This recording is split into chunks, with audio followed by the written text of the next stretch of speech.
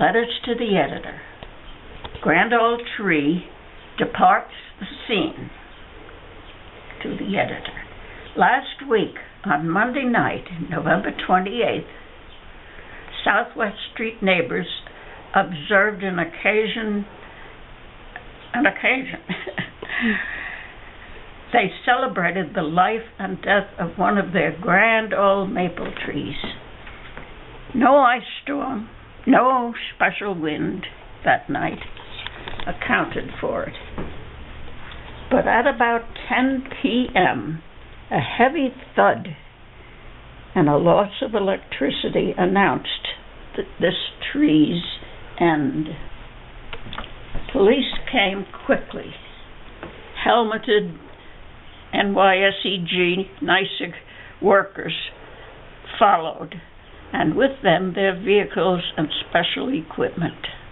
The electric wires and at least 2 telephone wires had come down, but otherwise no damage was visible. No cars smashed, no residents caught in the fall, no homes even touched.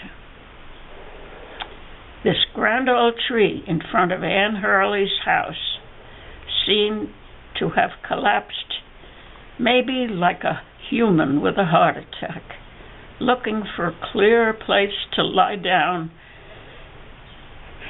She angled her way diagonally to rest her head across in Mary Burgess's driveway. Her roots near my driveway wrenched out of the heavy clay, pointing upward like feet. A number of neighbors came to look and stayed a while, perhaps to pay their respects. A quiet get-together in the dark. Only 4 days after Thanksgiving, there was definitely a feeling of gratitude for the tree's easy end, its final gift after a lifetime of supplying us with shade and color and beauty. Gratitude also extended to our own institutions. Our police department and NYSEG workers were marvelously efficient. They came promptly, saw what was needed, and accomplished the job. The remains of the tree were cleared away, and the street lights and home lights working fewer than 3 hours later.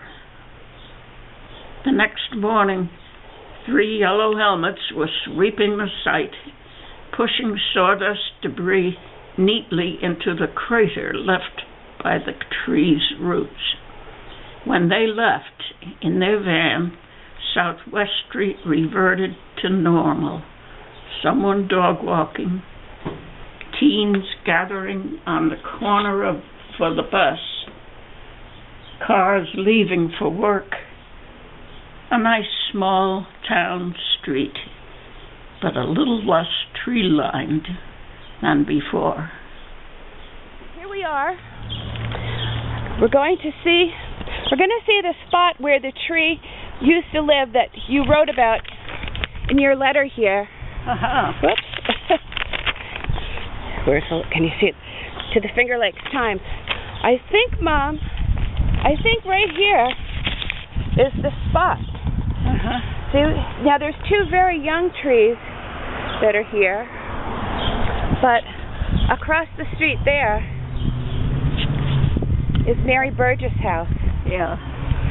So Nancy Dennison used to live in it. Yeah, the McGee's live there now.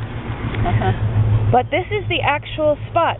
So yeah, I guess the tree roots pulled up here. And which way did it fall? And then it fell over that way because Mary Burgess lived over there. I really don't remember any better than you do. But you wrote about it in your letter. But I wrote that quite a few years ago, and my brain has aged since then, too. Well, you wrote that in 1994. How old were you in 1994? Oh, I don't know. Born in 1990. 20, 30, 40, 50, 60, 70, 80, 90. I was 70-something. 75. Oh. Just a young thing. Wow, but who would believe that after all these years that the spot would still be visible where the trunk of the tree was? Yeah. I don't know. Maybe there was something else going on in all those years, too. Like a neighborhood mystery. Yeah. Okay, well, thanks, Mom.